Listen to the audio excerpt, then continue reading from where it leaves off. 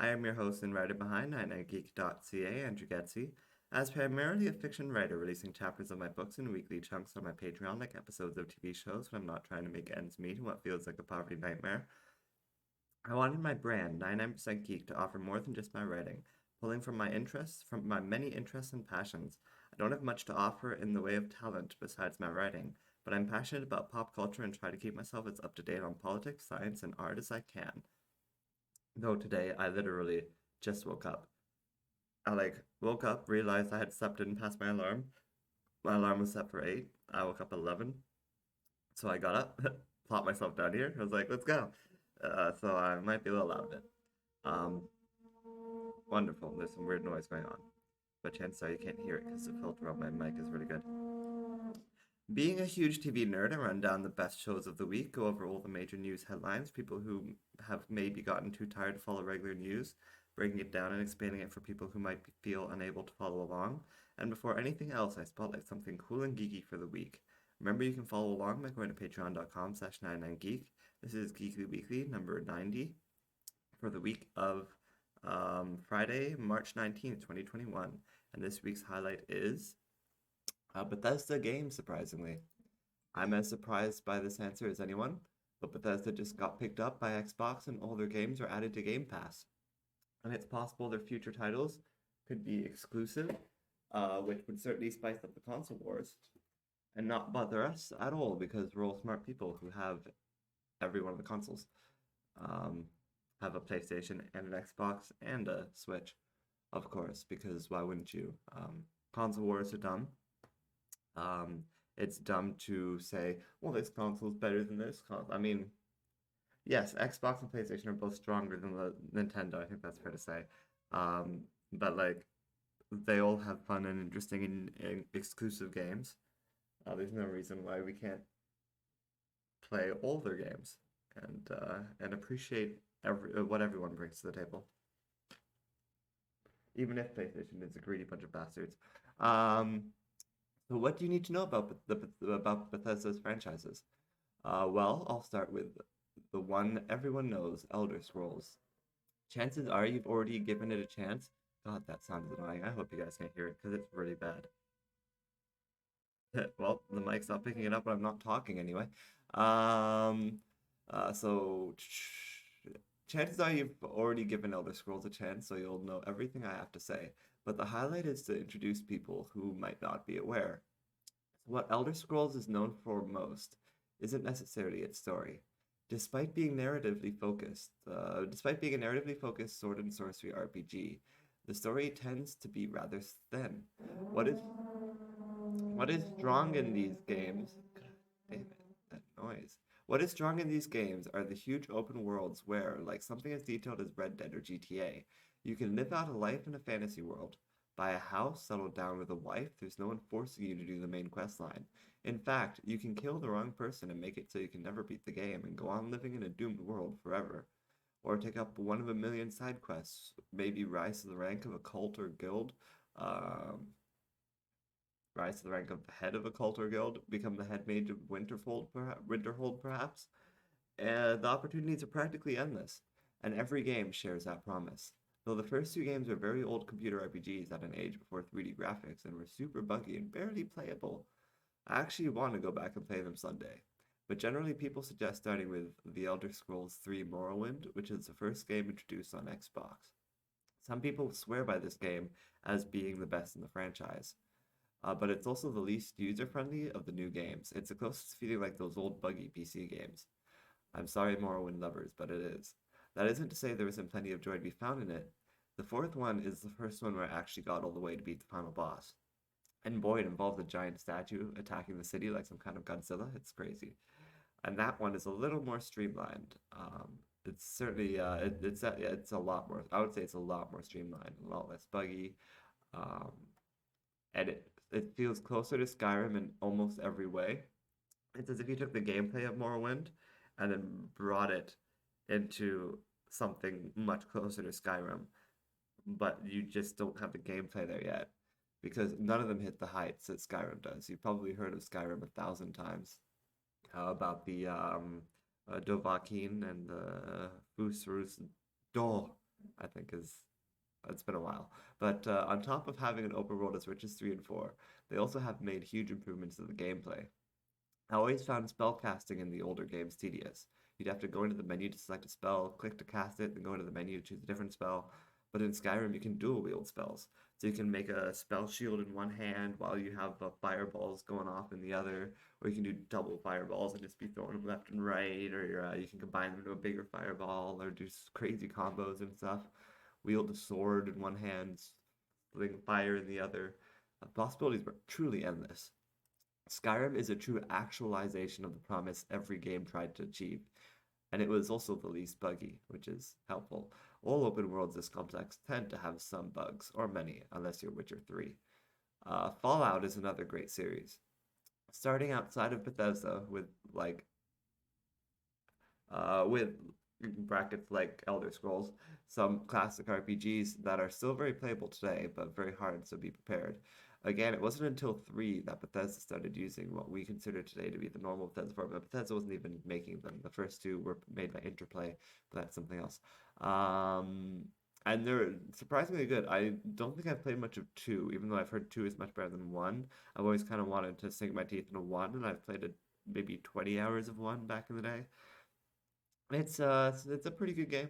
It's top down and you're clicking to move around and again it's same with the Elder Scrolls. It's got a lot of like tricky old school systems that you know you mess up and that it's over for you and that's it. You should have been more careful. Now you're killed by a giant rat in a sewer 5 minutes into the start of the game. Happened to me repeatedly. Um, but if you can get past that, Fallout can be like great, or maybe just start with the third game, which is far more forgiving. Um, make the one thing that they continue to do fantastic in both Fallout and Elder Scrolls is they make these huge intricate worlds where you can do anything. Only this time it's a 60s futuristic post-nuclear apocalypse, if that makes any sense. It's the same sort of gameplay as Skyrim, but with more guns. So if guns are your thing, you can maybe try Fallout instead of Skyrim. Honestly, they're both fantastic, and I enjoy both. And they both have online MMORPGs, Morpgas, and both Morpga offshoots take place in the I like saying Morpga. um, take place in the distant past of the respective properties. So if you're interested in playing the games chronologically, there's no reason you can't start with Fallout 76 or Elder Scrolls Online. Both are well-lauded games at this point. Fallout 76 had some issues when it launched. A lot of complaints. People still loved it though. Certain people loved it. Certain people hated it. It's a lot like Zack Snyder's Justice League. But they have added a lot of improvements to it and more quests and NPCs and things, and so they fixed a lot of the issues that some of the people who hated it have. So I think it's more just considered a good game now. Elder Scrolls Online has been, I think, pretty lauded from the beginning.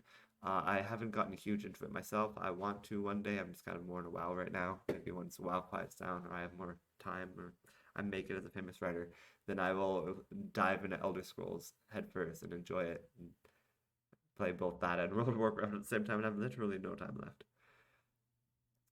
Both are well-lauded games at this point and good intros to the franchise. You can build yourself a home and then take a look at the single-player games to get all caught up on the lore. That would be a pretty fantastic use of your time, you know, if you're bored. And that's kind of what this is all about, right?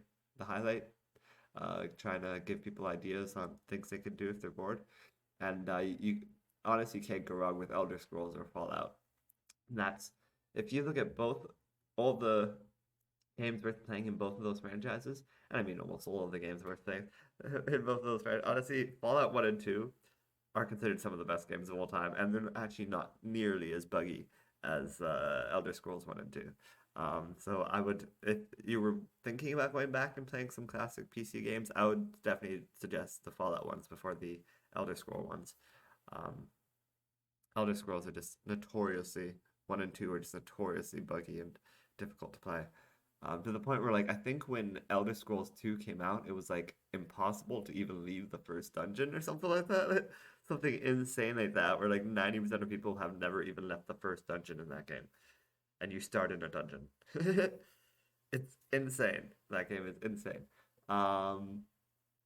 Anyway, other games under Bethesda's roof. The Doom series is great. I played the classics back in the day when they launched because, yes, I am that old. I played Wolfenstein 3D on my uncle's lap as a 4-year-old when it launched. The shareware version. He brought it from his. He ran a computer store called JGM Computers. If you've ever heard of JGM Computers, I think they ended up changing their name to CompuServe or something like that. But JGM used to stand for John, my dad, George, my uncle, and Margaret, my grandma, and that was JGM Computers. And they ran this computer store for as long as I was alive until I think they sold it sometime around the 2000s, I guess, maybe 2005, 2010, I can't remember, but it's long enough that that everyone's been doing other things for a long enough time that I don't really think about the computer store much anymore. Um, but and they made a shit killing off of it too when they sold it. I know that my uncle made enough money off of selling the store that he built a house in a forest, where he then ran a game development studio, and they released three very niche strategy games called Supreme Ruler, and Supreme Ruler 2010, and Supreme Ruler blah blah blah, and they're very super niche, difficult to play strategy games. Um, Not like 100 people played, and they make no money. And my uncle's like blowing all his money left and right on this game development studio, which is fun. Um, but yeah, at one point he got the money to do that because he made such an amazing game development studio. I mean, no, that's he got the money to make the game development studio because he made such an amazing computer store back in the day when computer stores were needed. Thor Odinson, known as No, Thor, is an Asgardian no, superhero in fictional no, Marvel universe computer. based on the Norse god. I didn't ask you about Thor Odinson. Stop it. Shut up. Thank you. Aye, aye, aye. Where were we? We were talking about my uncle's computer store. Yes. So I used to get all kinds of demos of computer games back in the day and things, and I remember playing Wolfenstein 3D on my uncle's lap as a 4-year-old. Um, I love Doom 3 more as a concept more than anything else. When it came out, I remember being huge into it, but I never really got a chance to play more than like the demo. Um, I own it now, but I've never gotten around to play it. It's always been something that I've kind of put on a pedestal. Like, I'm going to get to you one day, and you're going to be amazing. And I've heard it's not even that great, especially like nowadays. In like modern day, it's just like a whatever shooter where like there's no more than 4 months at a time without the engine breaking because it renders them in such high polygons. Um, but yeah, I've heard that it's coming out in VR now, so it's like sweet. I might actually finally play um Doom 3 and in a definitive on in VR sort of way, and that would be crazy. I'm excited for that. So that's cool. I'm down with that.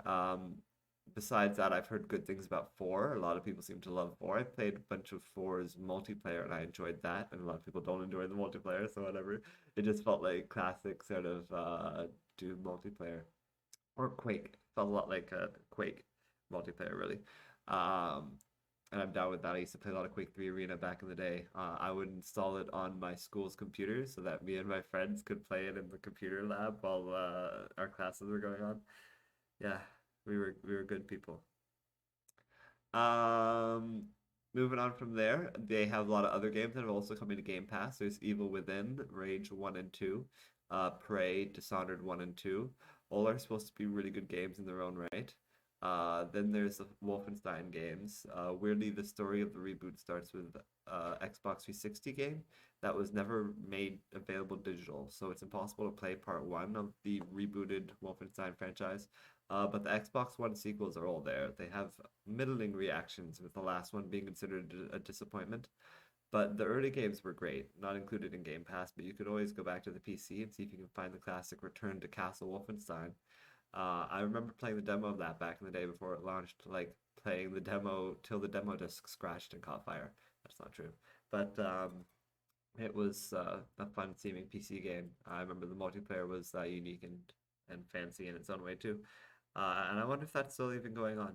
So they're tons of classic PC games you get into, but there's also a ton of great games coming now to Xbox, or there now, that you can play. Again, I would probably just start with Fallout or Elder Scrolls, unless you really want to shoot something, then try out the Doom series. Those are your choices. So yeah, moving on from the Geekly Weekly highlight to the Geekly Weekly TV rankings. And we're starting at the bottom. There's only 10 shows this week, which is nothing. Come on, after last week. And what was it? 13 shows or 12 or something crazy like that? Some crazy number like 12 or 13. Ooh, my numbers get crazy when they get that high, you know? I can't imagine what 14 would feel like, or 15. Ooh, 15. It's a scary number. All right. Black Lightning was number 10 on the list, the worst show that I watched this week. I guess, not including perhaps reruns of things that I might have caught. I'm sure I watched something worse than Black Lightning. This was another episode of the show. This was another episode of the show. Really? Thanks. I'm such a useful reviewer. And it would be fine were it not just so damn boring. This has been an ongoing problem this season where I've just lost all interest in the show. Lynn didn't do anything bonkers this week besides get mad at Jeff for not respecting her sobriety that's lasted, what, maybe 24 hours? In the show, at least. We've had a week, but I'm pretty sure it hasn't been a full week between the last episode and this episode in the show. Literally pretty sure she was arguing last episode that it wasn't addiction, and the new Jen is fine, but whatever. Nothing special in my opinion. Jefferson was a bigger asshole than usual this week without even like wanting to accept that his daughter was his daughter, which I thought was particularly assholey of him. And the new Jen, I already read that. And it honestly just cemented why I hate him. But it was nice seeing him kick ass with Black Lightning again. Also, the Breonna Taylor ripoff scene was not even the slightest bit subtle, though I believe I read that I think it's it was a 1 year anniversary of Breonna Taylor or something like that. So that would explain perhaps why they chose to do that. But there is literally a scene where the cops do a no-knock break-in entrance into someone's house, and then the guy gets up and he's like, I think it's my brother's friends or something. He pulls out a gun, and it's like, oh my god. Just blatantly just the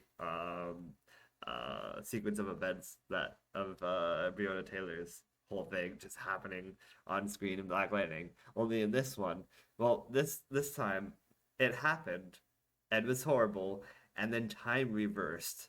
And it was like, but that's what could have happened if Black Lightning wasn't there. And then Black Lightning shows up and starts beating the shit out of the cops. And it's like, this is the dumbest thing ever. I hated it. So that only got 2 stars. Moving on from there, number 9 on the list was The Flash with 2.5 stars. This was, I suppose, the best episode of the season, but that's not exactly saying something. And if this was supposed to be the season finale last season, and there's no doubt that it was based on how it wasn't very good. And they just let her go. They let the bad guy go at the end. It's insane. It was nice seeing Wells back. He was only dead for a week, but it was all a tease, and he's leaving the show anyway. Thanks a lot. Got my hopes up and snatched him away. Everything to do with Ralph was whatever. Obviously, they couldn't bring back the actor because he said some assholey things on Twitter, I believe. So they're just like, yeah, no, we're gonna get rid of you now. He was one of those douchebags complaining about cancel culture, and in the process got himself canceled. So congratulations. Everything to do with Joe was also whatever. When Wells said "Run, Barry, run," I got really excited, and then he followed up with "Towards love," and it was one of the most ridiculous lines of dialogue I've ever heard on the show. And the show said those words in a way where it thought it really had something, but it didn't. It really thought it was going to bring us to tears, and he said it again while Barry ran at the camera, creaming his pants. No, seriously, this is a show that exists, and people put money behind it. There were some enjoyable moments, but not many, especially not the scene where Barry was creaming. Well, that was funny. I was laughing out loud. It was a fine, whatever, finale that was also the 3rd episode of the season. And yeah, cool. Wow. Wonderful. Can't wait for the new status quo. Moving on from there. Superman and Lois at the number 8 spot. The CW shows just really taking a back seat this week. But we're gonna stick with Superman and Lois. 2.5 stars for Superman and Lois. Another not great episode of the show. Another episode where I felt frustrated repeatedly. Though I do think it became moderately more interesting as the episode went on. The problem was that it mainly focused this week on its weakest aspects. That is to say, the drama with the two kids. I, like Lana's daughter, feel bad for the one kid. But I really hate the other kid more and more all the time. And the only one I actually enjoyed at all this week was Lois. She continues to be the strongest aspect of the show and gets very little screen time, which, considering how many characters the show needs to service, I suppose she's getting a fair share of minutes, really. It's just so many of those characters are so completely uninteresting and downright infuriating that this isn't really a show I want to keep watching. Sorry, Superman and Lois. Number 7 on the list, Family Guy, 2.5 stars. Was not a very good episode. It had plenty of funny moments, but I felt that too many of the jokes fell flat as they landed. I don't know what I was trying to say there. Also, the plots, both A and B, were poorly executed and didn't do much to hold up the episode. Peter and Chris's arc just fizzled out, and Stewie's arc with marrying a Ukraine bride was never particularly funny or interesting. Again, there were good laughs to be had throughout the episode, but it wasn't overwhelming, and some laughs is about all you're going to get from this episode. Go in just expecting a few laughs and not much else, which is fine if that's all you're looking for. I mean, it did its job. It justified its reason to exist, and very little else this week. So enjoy that. Moving on from there, number 6 on the list, Batwoman with 3 stars. It was a fine episode of the show. I was a little distracted during the episode, so I have a hard time gauging, its pacing.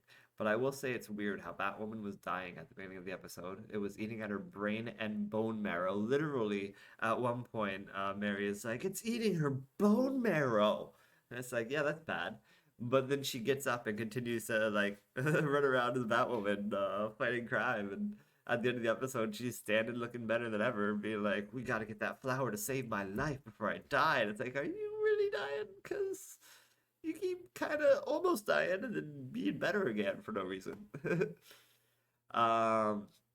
Then we get to the end of the episode. Yep, as I said, they still haven't gotten the flower that cures her that they've been talking about all season, but she seems pretty alright to me. The scenes with Alice were better, but not great. And when they met at the end of the episode, it was perhaps the best scene of the episode, and still not great. An all-around average episode, and a few wheels turned, but for the most part we didn't go anywhere. Fingers crossed for next week. Next on the list, number 5, The Walking Dead with 3.5 stars.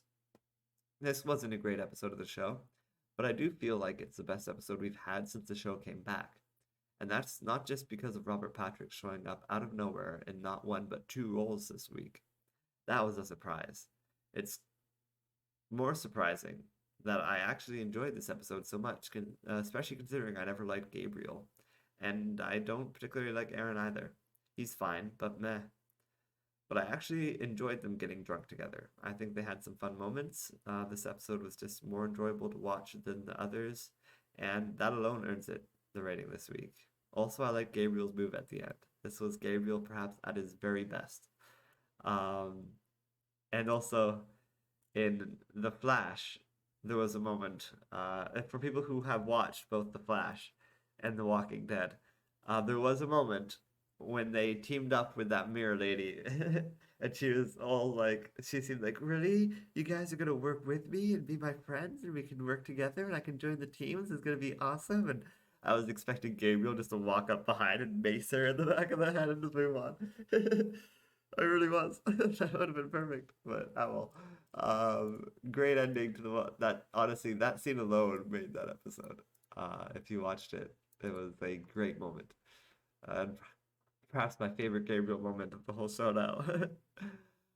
Moving on from there to number 4, Shameless, with 4 stars. It almost made the top 3, but alas, it really almost made the top 3. Like, Are You Afraid of the Dark was almost going to be just below it, but I gave it a little bit of a boost while I was reviewing it. Shameless with 4 stars. This was a reasonably strong episode of Shameless. The arcs of the season aren't the strongest and were largely focused this week, However, this episode did do a good job of utilizing the different characters and their current states and providing an episode that felt like how the show felt at its peak. A lot of really fun jokes. The nurses looking after Terry were increasingly hilarious. The last one smacking him across the head was so good. I didn't love Debbie's decline over the episode, but I thought she ended in an alright place. I enjoyed Lip and his wife better than usual. They had this whole arc where she's been kind of bugging him for being a ghetto criminal type this whole time, even though I feel like she should have known what she was marrying, even though he has been a better person in the past. But this week she got a taste of it herself, and she got kind of excited, and that was kind of the arc, was her realizing she's actually pretty good at this lifestyle and doing it more. And that was kind of fun. It was nice to see them getting along and working together when usually the show gets its drama from putting them at odds with each other. Carl's arc was pretty cool, but maybe a weaker part of the episode. V's depression also wasn't a strength of the episode, though there were some funny moments from that. But their marriage continues to be sweet as always. A little shallow and underwhelming, but sweet. Oh yes, that's right. They had a remarriage, and that was, or maybe marriage for the first time. I guess they were unofficially married before. And that it was kind of sweet, but totally underwhelming. It was interesting watching people start to notice that there's something wrong with Frank, and thankfully that's made a big turn, so we can see now how people are going to deal with his dementia.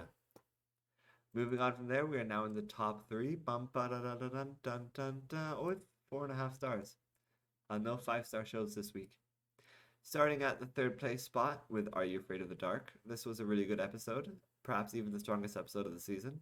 I really appreciated the circular way that it began with the episode seeing a nightmare of everyone getting taken by the creature, and then throughout the episode we saw the protagonist's nightmare then come true.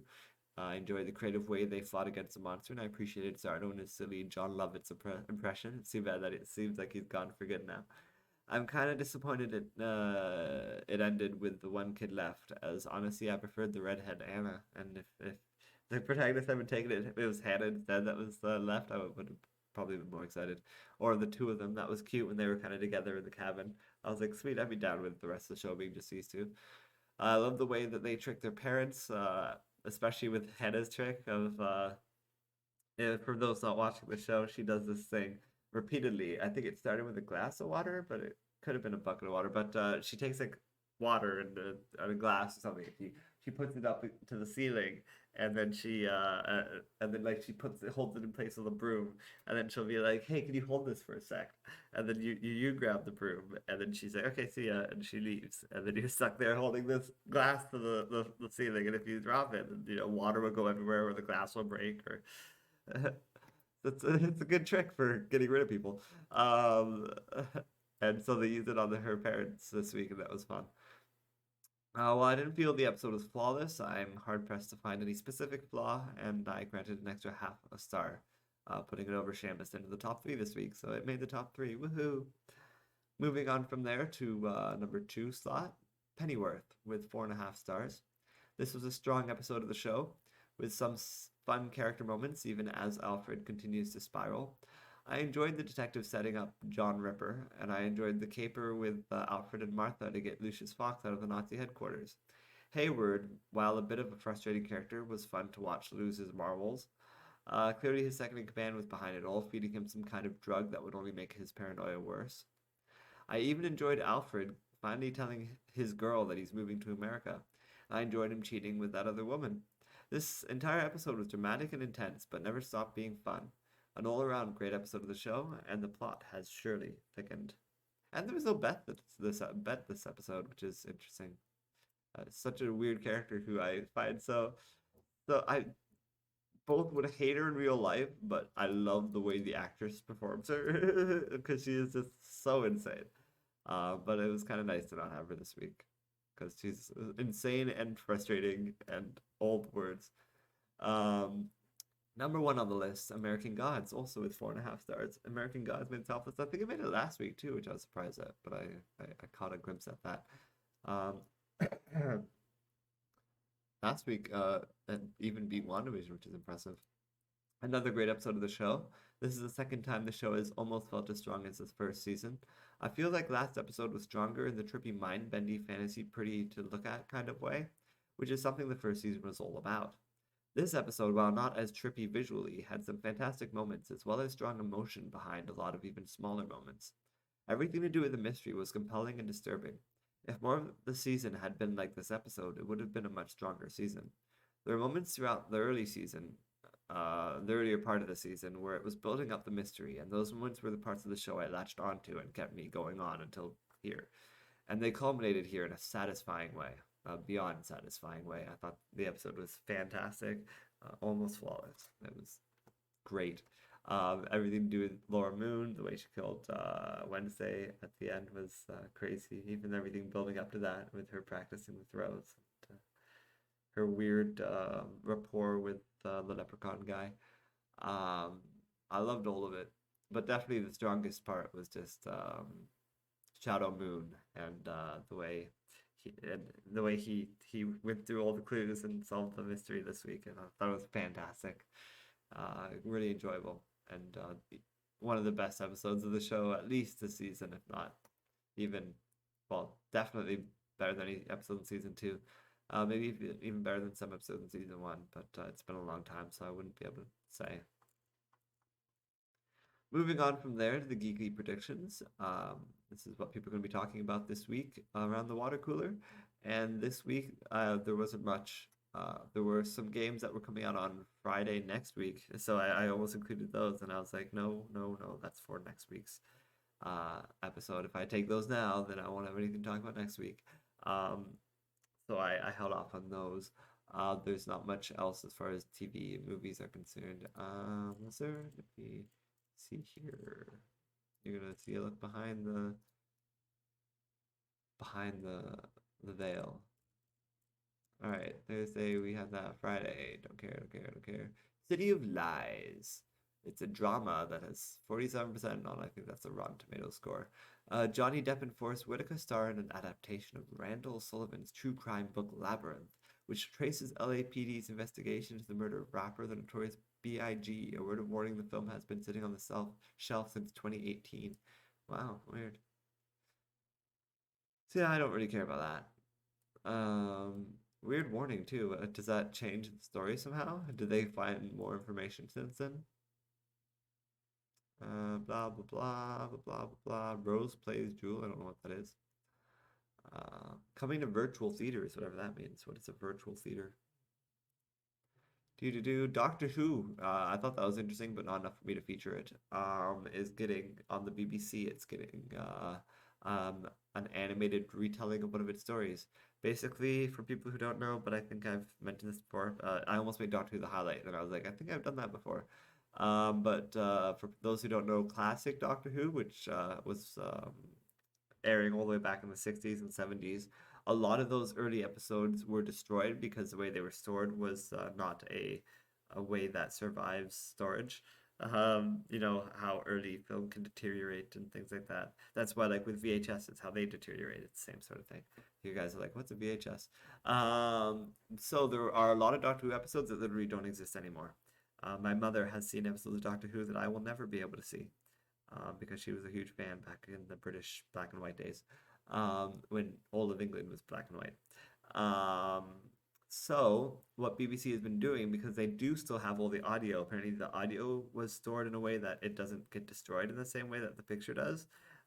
So they still have all the audio of all the Doctor Who episodes. They just don't have any of the video for about a third of them, of the early ones. So what they've started doing recently is they've been animating certain ones. They've been picking out different episodes of the classic Doctor Who and reanimating them in animation. And I applaud it. I think that's a great idea, a great way to do it. That's awesome. They are airing 6 new episodes, as I said, on Sunday, March 21st. That's Fury from the Deep, of Patrick Troughton, who is the second Doctor, I believe. So that's the story from 1968. That's kind of exciting. Will I watch it? No, but I will add the animated episodes to my collection so that one day when I watch it all from the beginning, I can watch those two. And that's exciting to think about.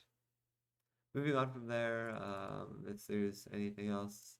Yeah, I didn't really want to add that to the list because I really doubt anyone's going to be talking about that this week, but it's certainly interesting. To me, anyway. And yeah, that seems to be it. As far as, if you're interested in John Wayne Gacy, Devil in Disguise, it's a documentary coming to Peacock. Gotta love those documentaries about evil people. And also my dad's name is John Gatesy, so it's kind of concerning. It's like, I'm not gonna go there. We're just gonna move on. Geekly news headlines. This is the news from the past week that you need to know. Starting at the top, China limits Hong Kong's elections because democracy activists kept winning. That's horrible. I feel so sorry for them.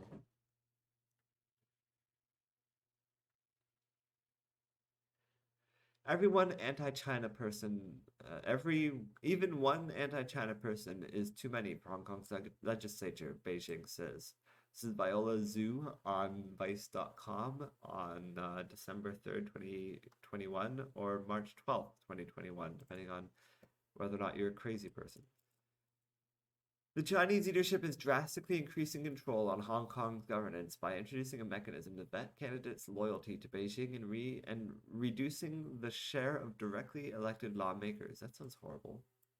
The proposed change passed in China's rubber stamp parliament on Thursday with 0 objections and 1 abstention from 2,896 national lawmakers. Really sounds very suspect. And like, what the fuck? Are these people afraid to vote against their king or whatever? Like, what the fuck is going on in Hong Kong and China and all that bullshit? Is expected to keep the names of democracy activists out of the ballots before they are put to a vote in Hong Kong. So then who are you voting for then?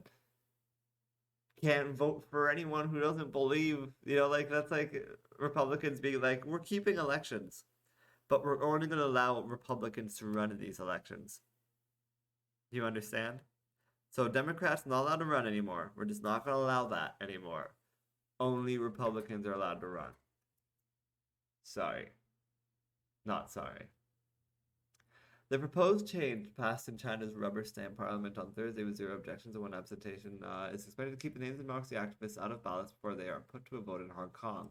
Although pro-Beijing politicians have controlled the city's executive and legislative branches since the former British colony was handed over to Chinese rule in 1997, something really shouldn't have been done by the sounds of it. The victory of democracy activists in direct elections have both embarrassed and alarmed the establishment. In the 2012 legislative elections, pro-democracy candidates took 18 of the 35 seats that were directly elected through geographical constituencies. And during the elections of district councillors in November 2019, held in the midst of a violent protest movement, about 57% of the 3 million votes were cast politicians supporting the protests. 57%. Chinese officials say it was loopholes in Hong Kong's electoral systems that led to those victories. Jesus Christ. They just refuse to allow democracy to win. We cannot allow the anti-China, Hong Kong destroying people to continue blatantly sitting inside the legislative chamber. So they're just doing exactly what Trump did with the Black Lives Matter movement. Yeah, I know they're evil. How dare they stand up for their rights? Our people, though, when they storm our government building and try to kill us, they're good people. But the Black Lives Matter people who are marching on streets and just begging not to be murdered, yeah, they're the real villains. These China people who insist that they hate China and that they want democracy, yeah, they're terrorists and we need to kill them all. Zhang Xiaoming, a senior Chinese official in charge of Hong Kong, said on Friday, "Even one is too many." That sounds like genocide. Zhang said those deemed unpatriotic would be kept out of the city's governance, but they would still be allowed to live and work in Hong Kong. Fuck you. They just won't be allowed to have voice. You will still be able to hear different voices in the Legislative Council. Really, how? Including voices critical of the government. How? They're allowed to be critical of the government. They're just not allowed to be anti the government. The election reform is part of Beijing's crackdown on the city's pro-democracy camp after a year of fiery protests rattled China's leaders. Beijing has since imposed an expansive national security law for Hong Kong that has led to the arrest and jailing of the bulk of the city's active opposition leaders. That's horrible. In the future, an election committee filled with mostly Beijing loyalists will be empowered to nominate candidates for Hong Kong's governor and legislators, according to the official proposal released on Thursday. It's funny because recently Joe Biden got in a whole kind of shit. This is me just talking about myself now. Well, about Joe Biden now. Because he said some shit about Putin. And basically he's taking a strong arm tactic against Putin, saying exactly what Putin is and not holding back his opinions on Putin. And Putin didn't take that too kindly, which I find hilarious. But in my opinion, if I were Joe Biden and if I were Justin Trudeau and if I were a political person doing political things, I would treat China and President Xi Jinping with the exact same tone and the exact same attitude, because they have gone so far beyond what should be acceptable by any allied nation to the Americas, and we should be holding them accountable for this bullshit, is what I believe. While the size of the legislature will be expanded from, I'm going back to reading what this says. While the size of the legislature will be expanded from 70 to 90, the proportion chosen through direct elections will shrink. So they're increasing the size. What? The rest of the seats will represent industries and interest groups, most of which traditionally go to pro-Beijing figures, or be selected by the election committee. All candidates will be vetted by a new screening committee, which is expected to replace the current candidate screening done by a judge-led electoral affairs commission in Hong Kong. The Chinese Communist Party does not trust the people of Hong Kong. It does not trust the Hong Kong government and doesn't trust the civil service, said John Burns, a professor of politics and public administration at the University of Hong Kong. Well, that's great. We don't trust them either. Burns said Beijing is imposing a Leninist view of democracy on Hong Kong. The Communist Party is uniquely qualified to determine the interests of the people, regardless of what the popular views are.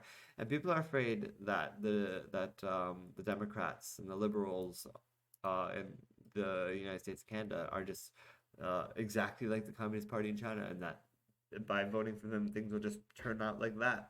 And I don't believe that. I believe that that either left or right side can fall into this level of hate and tyranny. That all it takes is a lack of empathy, and it's too bad that these people have that things have gotten this far. But the party has so far refrained from exercising complete control on the parliament like it does in mainland China because it wants to gauge the opinions of the business community, Burns said. Doesn't care about the opinions of the normal people, even though it's supposed to, because it's supposed to be a communist party.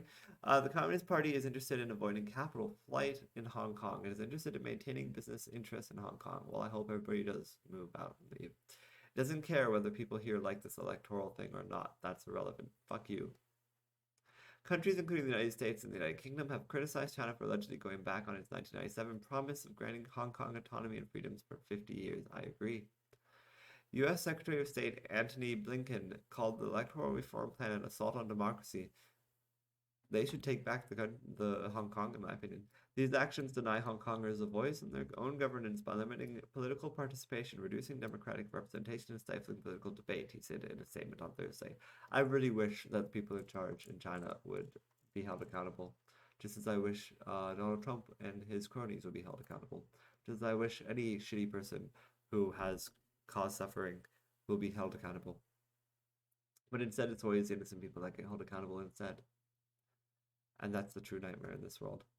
Moving on from there to a story that is the opposite of what I was just saying. Basically, I think it actually gets better than this. Might not mention the best part of the story, but I'll just tell you at the end of this, I guess. Unless I mentioned it here later. No? Okay, cool.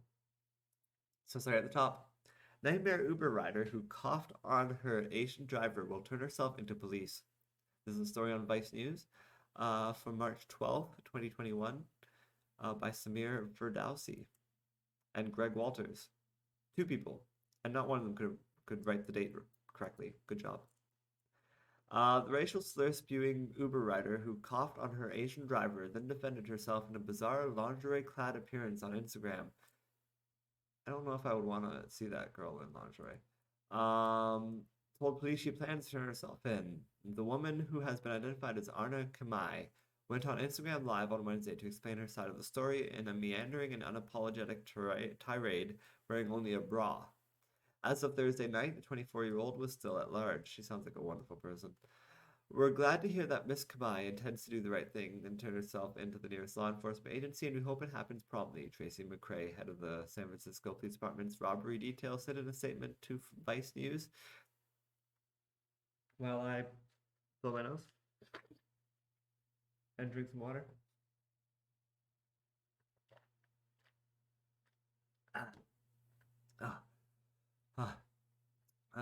Tracy McCrae continues. The behavior captured on video in this incident showed a callous disregard for the safety and well-being of an essential service worker in the midst of a deadly pandemic, which is disgusting and monstrous, in my opinion.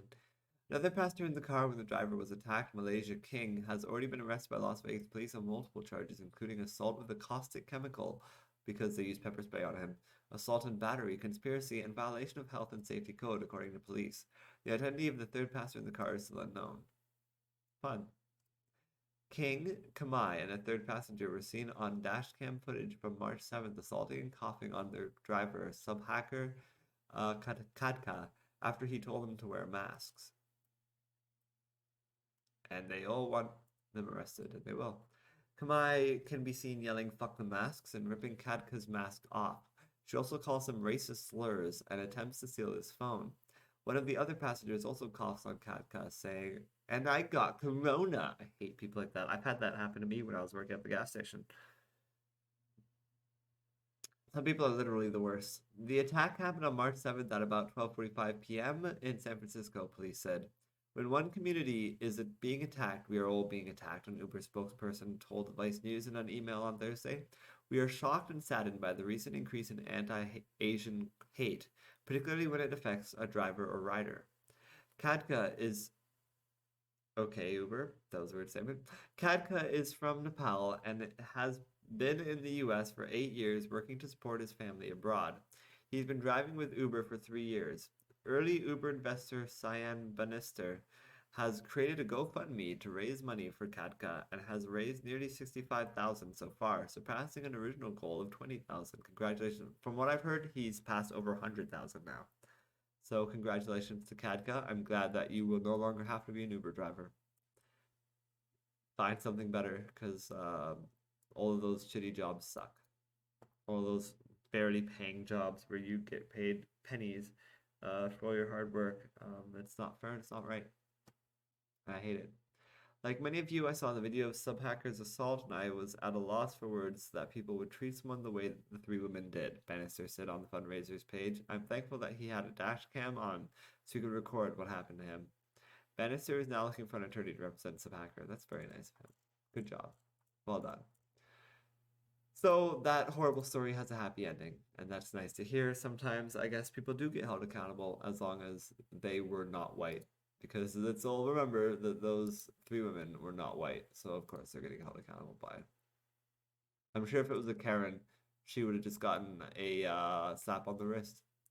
But because these are women of color, the police are like, okay, yeah, we'll arrest them. Cool.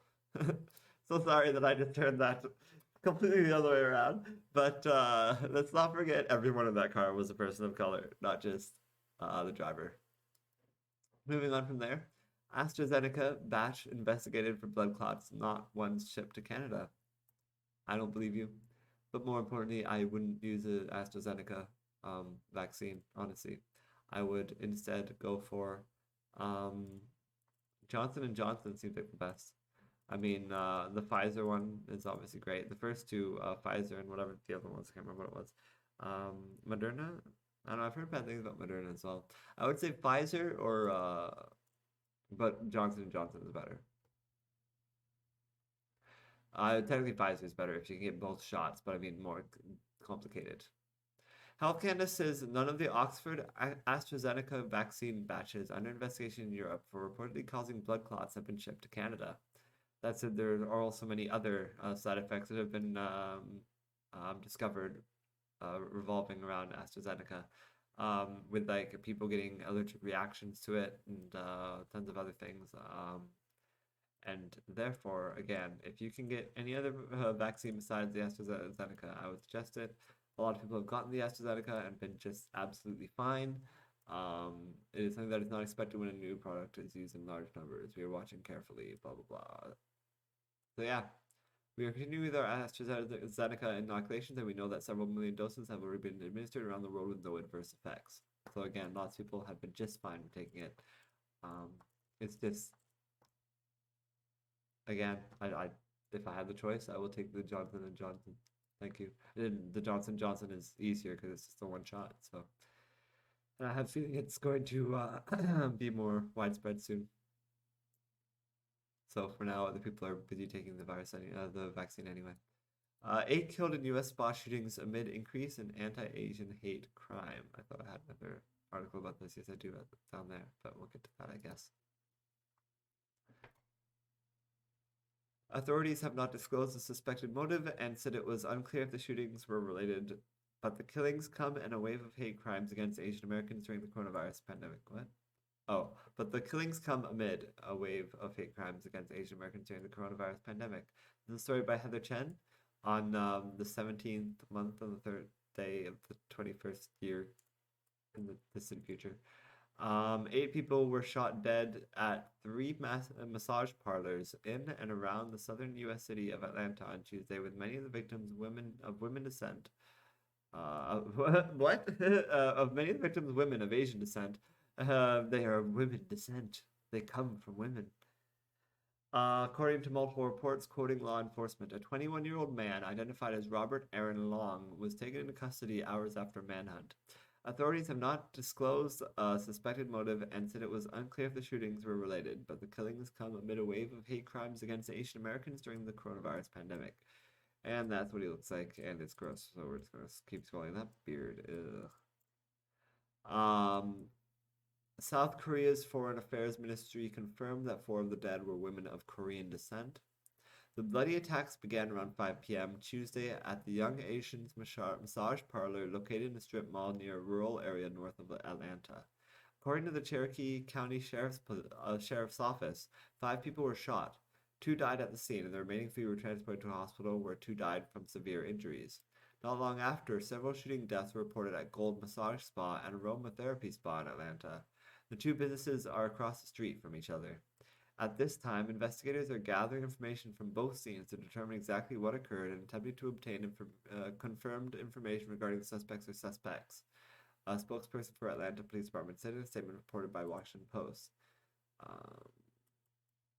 While authorities said that no motives are being ruled out, a recent spike in hate crimes against Asian Americans fueled speculation that the shootings were racially motivated. New data revealed that nearly 3,800 anti-Asian hate crimes were reported over the past year, including slurs and physical attacks, a figure much greater than previously reported. The majority of attacks have also been directed at women. The reported shootings of Asian American women in Atlanta is an unspeakable tragedy for the families of the victims first and foremost, but also for the community, which has been reeling from high levels of racial discrimination, said the forum Stop AAPI Hate on Twitter.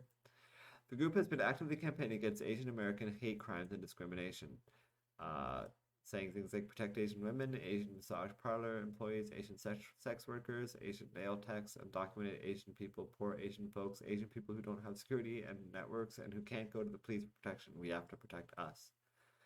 Someone else says it's a hate crime, so call it a hate crime.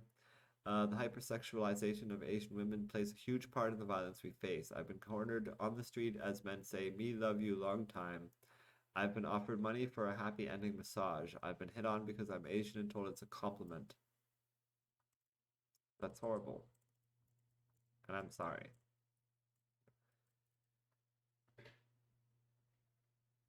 So I'm not going to say anything else. I'm not going to say what I wanted to say because I don't need to say it. Egyptian activist sentenced 18 months for fake news. This is a story by the Associated Press on March 17th, 2021, out of Cairo. An Egyptian court on Wednesday convicted a prominent human rights activist for spreading false news and insulting a police officer, sentencing her to 18 months in prison, her family and lawyers said. Sana Saif, of Egypt's most well-known family of activists, was arrested in June last year and was accused by prosecutors of broadcasting fake news and rumors about the country's health conditions and the spread of the coronavirus in prison. She was also convicted of insulting a police officer on Facebook, her lawyer Hasham Ramada said. He said they would appeal Wednesday's Cairo criminal court ruling to a higher court. Saif, who has been in custody since her arrest, has denied the accusations. The verdict is expected to stir outcry by international rights groups, which accuse Egyptian authorities of waging a broad crackdown on dissent, jailing thousands, mainly Islamists, but also others, including several well-known secular activists. Saif was arrested while she and other family members were at the public prosecutor's office to file a complaint about an attack against them outside Cairo's Tora prison complex a day earlier. Her sister Mona Saif, also an activist, said at the time. So they went to the police to file a complaint about an attack and were arrested for being activists. The group had been going daily to Tora, hoping to receive a letter from their son, imprisoned activist Ala Abdel Fattah, so their son is already in prison, that they say prison officials had promised they would pass on to them. Saif's father, Ahmed Saif al-Islam, who died in 2014, was a renowned human rights lawyer. Her mother, Leila Suif, mathematician, is a prominent advocate of academic independence. Her aunt is award-winning novelist Adaf Suif. I mean, this family sounds amazing. Her brother, Ala Abdel Fattah, rose to prominence with Egypt's 2011 uprising. He was arrested following a relatively minor anti-government protest in 2019. Abdel Fattah's arrest in September 29, 2019 came after he had been released in March that year, following 5 years in prison for taking part in a peaceful protest against the military trials. So he's just spending his life in prison, protesting the military. That's insane. What the? Can you imagine being 5 years out of prison and be like, let's do it again? That's fucked. That poor guy. What the fuck? Tuesday's verdict was not the first against Saif, a film editor who worked on The Square, a 2013 Oscar-nominated documentary on the 2011 uprising. In 2016, she was sentenced to 6 months in prison after being convicted of insulting a government employee while performing his duties. Jesus Christ. She also served 15 months of a 3-year sentence for demonstrating against a law banning public gatherings and was pardoned early. I cannot believe this. How are these people so okay with going to prison for such long periods of time? That sounds like my nightmare. That literally sounds like my nightmare. Like, these people are having their lives taken away from them, right? Like, when you're in prison, you can't live, you can't be, you can't do the things you want to do, you have your freedom stripped from you. There is no bigger nightmare to me than going to prison. Almost no bigger nightmare to me than going to prison. I guess the other things are things that could happen in prison. So yes, there's no bigger nightmare to me than going to prison. That just is horrible, and I cannot imagine. And I have previously brought up tons of stories of protesters and journalists getting arrested in China, protesters and journalists getting arrested in India, but apparently it's happening in Egypt as well. And I find it so horrible when people are just standing up for what they think is right, and they're having their life taken away because of it. I think that is the worst, and I will complain every time I see it because that's fucked. Absolutely fucked. I mean, basically, since the Egyptian activist sentenced to 18 months for fake news, but like again, it's the government that's making the fake news, and she was standing up for the truth, and yeah, they can just be like, no, your truth is actually fake news because we say so, so now you're going to prison. Like, these people should be the one going to prison. Every single one of them, everyone who has ever sentenced anyone for any of that bullshit, every single government person in politics in Egypt should be thrown in prison for that bullshit. They should be the ones having their lives taken away. Because what they are doing is, in my opinion, in my belief, in my standing, it is practically equivalent to murder. They are murdering these people by taking away their lives. What is the difference? A murder is taking away someone's life. And these people are taking away these people's lives for years. Years of their life. Is that not a form of murder? They have blood on their hands. And I'm tired of it. I'm fucking tired of it all over the fucking world. Innocent people being forced to suffer while corrupt people, so that corrupt people can get away with murder. I'm So done with it.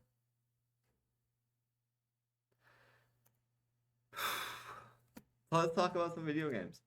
Sony reveals next-gen PlayStation VR controller for PS5. That's a story by Michael McWhirter on Polygon on March 18, 2021. See, that's how you write a date, Vice. Sony gave PlayStation fans a peek at the next generation of its PlayStation VR controllers, and they look way cooler than the old PlayStation VR controllers. I don't know if you have seen the old PlayStation VR controllers. Actually, I can grab one. They're right beside me here. I was gonna be like, it's in the other room, but it's not in the other room. It's just right here. This is what the old controller looks like. It's just a stick. It could be a vibrator or a dildo of some kind. But it is a stick, a wand, so to speak. Alohomora, or Wingardium Leviosa. Anyway, so that was a PS4 VR controller, but these ones look way cooler. As you can see, it looks like they're more motion controlled as opposed to that one isn't as much motion. Like, it doesn't sense the motion in the controller. It has the light on the end, the ball glows, and then the camera picks up where the ball is, and then it kind of tracks the motion that way externally. This one, on the other hand, it seems like it's going to be tracking internally. Kind of like how an iPhone does it, where it's all inside the phone. It has gyroscopes and things like that. Also, apparently the triggers are going to be adaptive, so that like with the PS5 controller, if you pull the trigger on a gun, it'll feel like you're pulling the trigger on a gun. It'll push back against you, so to speak, and give you resistance. Also, apparently it will detect where your fingers are on the controller, so like you can control whether your fingers are open or closed based on just kind of moving your fingers around in the game, which is kind of cool, and other controls have done that I've seen. This is really like top of the line next gen tech that they're talking about here. What I find most interesting though are the joysticks, because the controller didn't have any joysticks at all. No joysticks, so walking was an issue with PS4 VR games. It was either like you could stand in place and do shit, or things that required walking, such as like Skyrim in VR. The choices were one of the controllers, instead of being your hand, would be something that a joystick that you tilt forward and it would walk you forward, but then would also be your hand, and you would have to do both things at once and try not to fuck yourself over. Hell is what I call that control scheme, and most people preferred it, but personally I preferred the alternative, which was you push a button and you point where you want to go, and you release, and then you teleport there. So it's just like, I'm a mage who can't walk, but I have teleporting powers. So, I'm here now. I'm here now. I'm up on that thing now. It was really cool with Skyrim. It let you do some really weird things. Like if you saw a bug flying around, you could teleport onto the bug and then just be flying around on the bug in VR. You just, it's so it'd be crazy. It'd be like if the viewpoint of a bug, you'd just be on a bug flying around. Really weird, but would work, and that's cool. And so you can do cool jumps as well. Where like, oh, I want to get to over there, but you never could get there as a person. But you just go, and now you're over there. So that was interesting. It made fighting a little more complicated and weird, but was the best option in my opinion, because there's no other real way to move around. But now that they have joysticks, that will change. Thank God, is what I'm saying. So here's first details on Sony's PlayStation blog. Adaptive triggers. Each VR controller left and right includes an adaptive trigger button that adds palpable tension when pressed, similar to what's found in the DualSense controller. If you've played a PS5 game, you'll be familiar with the tension, the L2 or R2 button when you press them, such as when you're drawing your bow to fire an arrow. When you take that kind of mechanic and apply it to VR, the experience is amplified to the next level. Haptic feedback. The new controller will have haptic feedback optimized for its form factor, making every sensation in the game world more impactful, textured, and nuanced. When you're traversing through rocky, desert, or trading blows in melee combat, you'll feel the difference, magnifying the extraordinary visual and audio experience that's so central to VR. Finger touch detection. The controller will detect your fingers without any pressing in the areas where you place your thumb, index, or middle fingers. This enables you to make more natural gestures with your hands during gameplay. Tracking. The VR controller is tracked by the new VR headset through a tracking ring across the bottom of the controller. Action buttons. Analog sticks. The left controller contains one analog stick, the triangle and square buttons, a grip button, L1, trigger button, L2, and create button. The right controller contains one analog stick, the cross and circle buttons. That's interesting, so the separating of the buttons. Grip button, R1, trigger button, R2, and options button. The grip button can be used to pick up in-game objects as one example. Sony announced first details on PlayStation VR for PS5 in February, saying the next-gen virtual reality headset will offer dramatic leaps in performance and interactivity, an even greater sense of presence. PSVR for PS5 will require only one cord to connect to the system. Some PS4 VR headsets require two, a major improvement over the PlayStation 4 VR headset. The next generation of PlayStation VR won't launch in 2021. Sony hasn't announced the launch date yet, but developers are currently working with early hardware. The original PlayStation VR launched in 2016 for PS4, and a more streamlined version of the hardware was released the following year. That's the version I got. The headset, originally priced at $399, was a comparatively low cost, but good enough solution for consoles. And Sony has continued to support the platform with new games over the years. PlayStation VR is currently supported on PlayStation 5, but requires an adapter to use. Adapter I don't have, but I also don't have a PlayStation 5, so it's fine. Interesting though. I think that's exciting. I did really enjoy the PSVR on the PlayStation 4, even though I didn't use it all that much. I did want to know what VR was like, and it was a cheap option, and it worked surprisingly well. I was able to play both Star Wars and Star Trek in it, so what more could you ever really ask for? I was able to live in those worlds, and it was fun. It's a lot of fun, so that's great. Can't wait for the next one. Moving on from there, Sheriff's Office is very sorry for saying Atlanta shooter had a bad day. They better. Because he had a bad day and he killed lots of women and some of them were Asian and they... Sorry, what? Terrible song. I can't imagine somebody would come up with a song like that. It's horrible. What horrible lyrics. To think that song came out a long time ago, too. The Sheriff's Office is very sorry for saying Atlanta shooter had a bad day. Captain Jay Baker's boss apologized on his behalf, kind of. This is a story by Trone Dowd, March 18th, 2021. There, I read the date right. A day after a Cherokee County official said the man who killed 8 people across Atlanta on Tuesday was having a bad day, his employer stepped up to apologize on his behalf. I hated that too. Like, I saw the clip and I was like, what the fuck? And I'm so glad everyone's latched onto that. Because what a fucked up thing to say about a killer. Like, you never hear that about the Black Lives Matter people who got arrested. You don't hear them be like, well, you know, they had a bad day. But apparently this guy was justified in his horrific actions. Comments made by Cherokee County Sheriff's Office Captain Jay Baker have become the subject of much debate and anger, Reynolds wrote in a statement Thursday. Inasmuch as his words were taken or construed as insensitive or inappropriate, they were not intended to disrespect any of the victims, the gravity of this tragedy, or express empathy or sympathy for the subject. Really, because it seemed like that was exactly what it was doing. Like, he literally sounds like he's being all like, now let's not all gang up on him. I've talked to him. He's calmed down. Everything's fine now. You know, he just had a bit of an explosion, but we're all okay. We can all move on from this. Like, no, you can't. Not at all. Baker, the director of communications for the office, had Asian community leaders, social justice groups, social media users, and politicians in uproar after he seemingly justified 21-year-old Robert Aaron Long's horrific actions by calling it the result of a bad day. He was pretty much fed up and kind of at the end of his rope. And yesterday was a really bad day for him. And this is what he did. You know, it happens sometimes. Sometimes you wake up on the wrong side of the bed and you murder 8 women. Apparently only 7 women. Apparently one of them was a guy. I read from one source and no one else.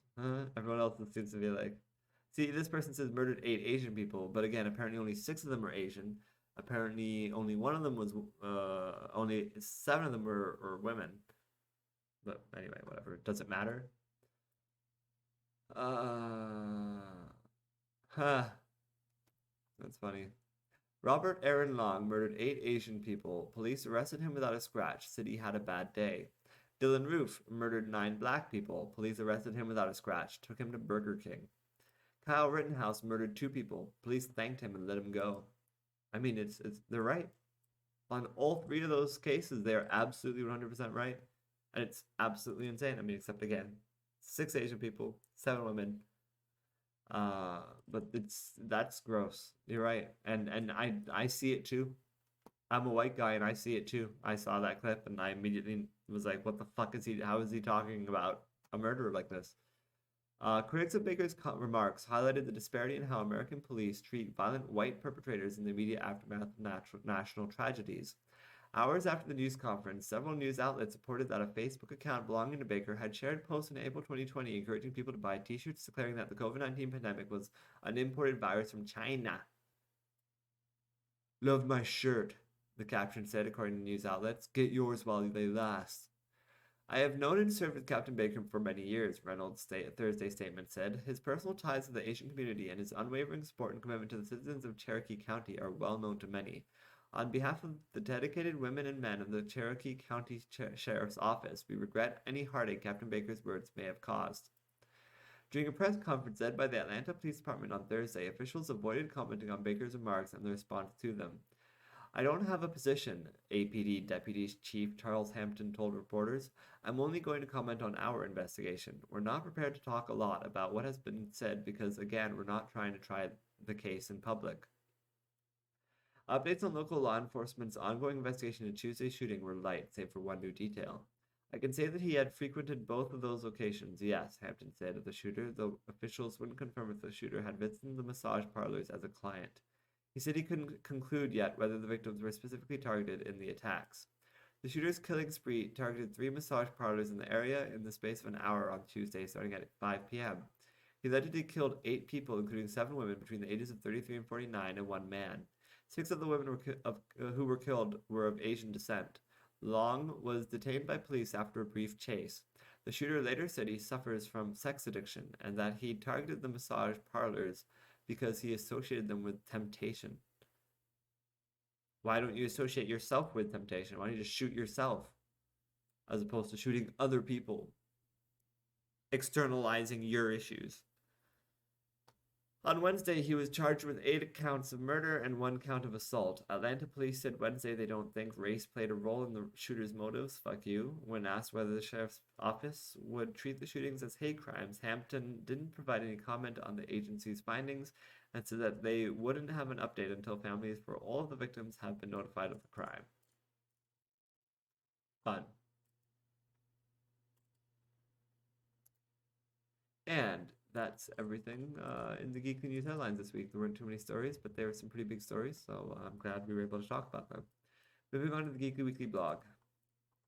And this is the part where you can always stop listening if you want, but I'll start by talking about Justice League. So, Justice League wasn't as good as I think a lot of people were making it out to be. It's a vast improvement over the Whedon version, and I'll never go back. But it was far from great or a masterpiece. It ended, and I shrugged and said that was fine. Maybe there's something wrong with me. Not a fan of the 4x3 aspect. I'm not a fan of the 4x3 aspect ratio, though. Not a fan of it at all. Seemed completely unnecessary. All that said, I hope Zack Snyder gets a chance to finish his Justice League series, and that it is made official canon, because I'm never going back to the Whedon version. Never watching it again. I'd rather a story that meanders than one that sucks. There are talks going every which way right now, so if you're concerned about the future of the Snyderverse, just keep holding your breath. Besides that, this week was rather uneventful. I've been trying to get back in World of Warcraft, finally finding a new guild that hopefully isn't too toxic, and struggling with some internet issues that has been affecting my streams lately. I'm sorry. It seems like next week is going to be somewhat uneventful too, besides Falcon and the Winter Soldier. I imagine that's most of what people are going to be talking about, so look forward to that. In other news, my podcast feed is expiring on the 20th. I talked to the Podomatic people, letting them know my situation hasn't improved and that I absolutely can't afford the $600 price tag to renew at the level I've been at. I never paid $600, if you're worried about that. I got a deal for like $60 a while back, and I'm pretty sure the second time I paid it was like $120 or something like that. Like I keep getting deals. I'm bouncing from deal to deal to deal. And now it's the deals ran out, and it's like now you got to pay the full price. That's $600. And last year I couldn't do it because I was broke, and they accepted that because of the pandemic. And this year it's possible that they might do that again. The support person told me not to worry, that I could stay at my free account level, which it was a confusing statement because the free account level is a much different level than I'm currently at. And in the billing section, it still claims that it's going to be charging me on the 20th. Which is tomorrow. So I don't know what's going to happen. Whether or not this is a magic wand wavy thing that's going to happen behind the scenes, and I'm just not privy to it. Or if that email was poorly worded and I'm about to lose my account. Maybe I don't know. Even if my account is downgraded, which is probably fine, I'll just delete. Because the downgrades, the way they work is they don't allow you to have as much of a backlog.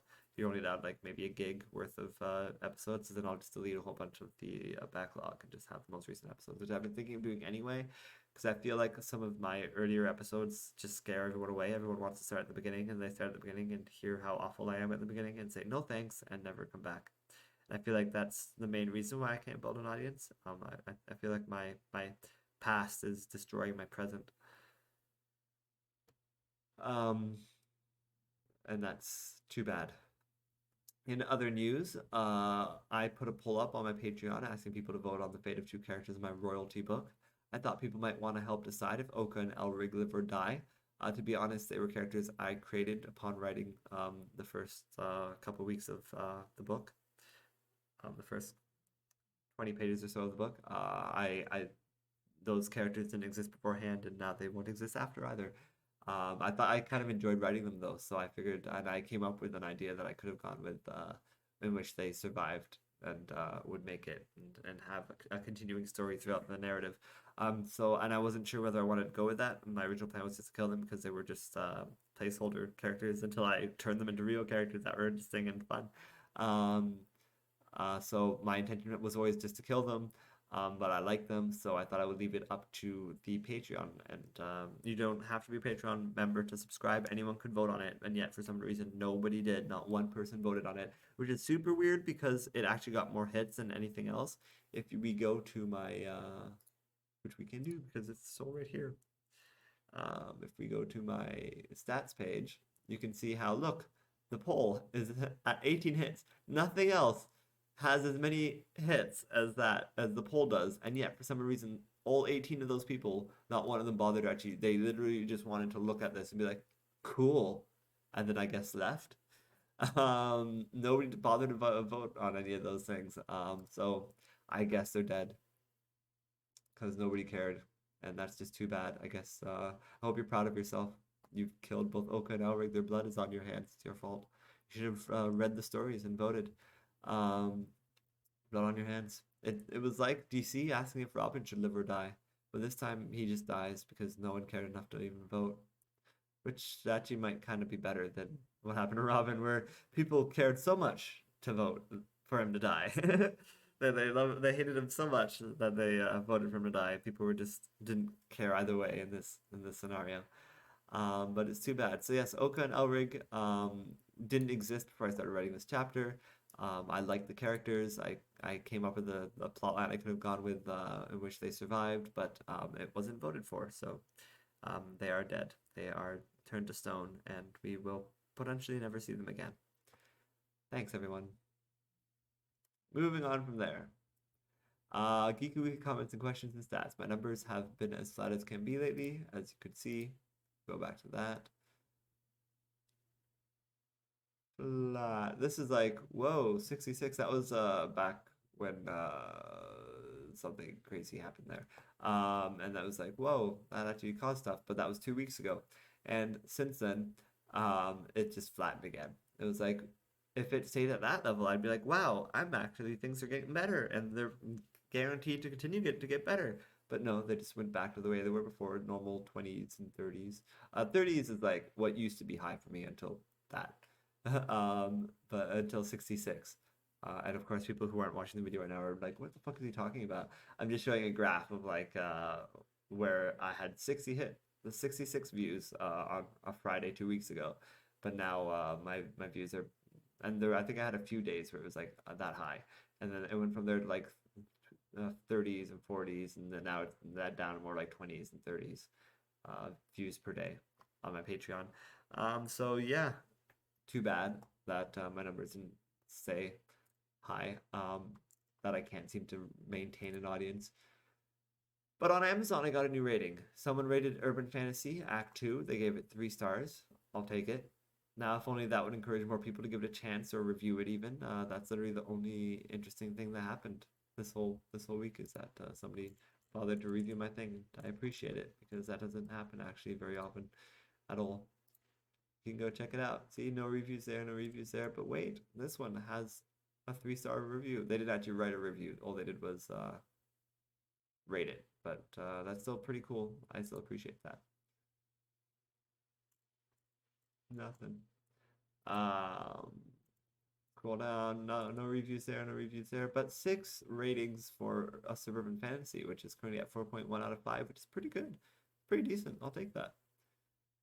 That's cool. And then Urban Fantasy is at 5 stars, which is interesting because I would have thought that Act 2 of Urban Fantasy was better than Act 1 of Urban Fantasy, but Act 1 has 5 stars and Act 2 has 3 stars. So there you go.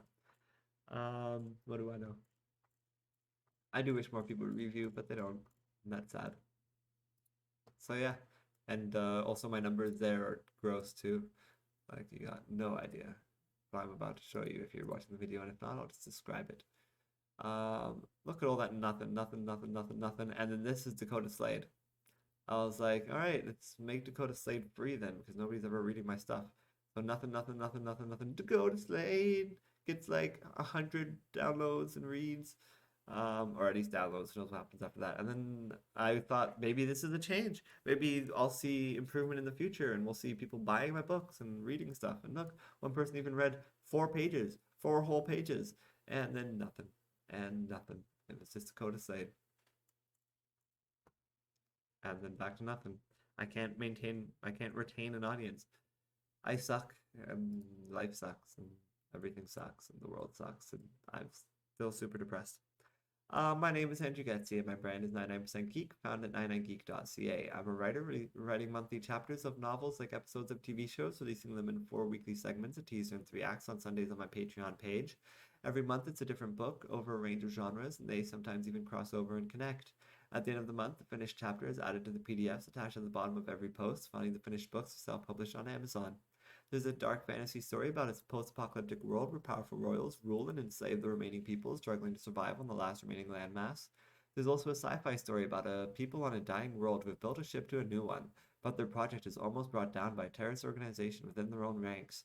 Finally, there's a crossover story where characters from my other books are brought into the distant future where the princess of a far advanced civilization, one that lives on a solar system-sized megastructure around a Dyson Sphere, needs help defeating her twisted, power-hungry brother. And all these stories will be available outside the paywall for all to enjoy as new episodes release weekly, and the finished chapters will be attached to the bottom of every post on the site in convenient PDF format, readable on computers, tablets, ebook readers, and phones at the end of the month. But that's not all my stories. There's also urban fantasy tales about a teenage girl turned into a vampire against her will, or a scorned lover investigating paranormal phenomena, or a journalist covering news and politics in the Middle East. And there's a fantasy story about a fallen angel trying to stop the end of the world. All these stories are published and available on Amazon, and are also safe and sound behind the paywall in PDF format attached to an archive at the top of my Patreon page. Only viewable by subscribers, my entire library of work, thousands of pages worth, is easily accessible to every subscriber at any level. There's even a Geekly weekly blog, which covers all the news you may have missed over the week, as well as ranks a week's worth of television and makes predictions on what new pop culture things might be in the public consciousness for the next week. Finally, I do video game streams, both multiplayer matchmaking as well as single-player campaign playthroughs. You can see me play games like Final Fantasy, Call of Duty, Hitman, and more. And you can see it all in one place. So stay tuned and maybe subscribe.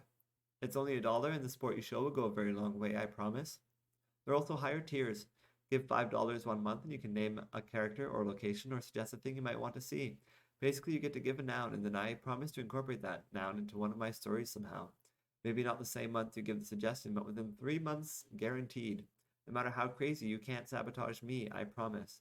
Think of it like a fun improv game, and you can keep giving nouns for every month you pay at the $5 tier. Or if you give $10, you don't get 2 nouns, but you can give a description to go with your noun. Describe the personality of your character, or the location of your or the look of your location, or the importance of your item. For $10, you get a noun and a description. You also give $1 towards supporting my efforts at video game streaming, or my weekly blog if that's more where your interests lie. I'm as poor as it gets, living paycheck to paycheck and sometimes starving, so I understand if you are too. I don't want to take food out of your mouths. Your attention is enough. Pay something. Pay something. Say something. Comment here, or at the very least, follow me on Twitter at Andrew Geczy. That's ANDREWGECZY. Or Instagram at WingCommander4. That's WINGCOMMANDERIV. That's Roman numeral 4. Live long and prosper. May the force be with you. Long live Marceline the Vampire Queen. We are the 99% Geek.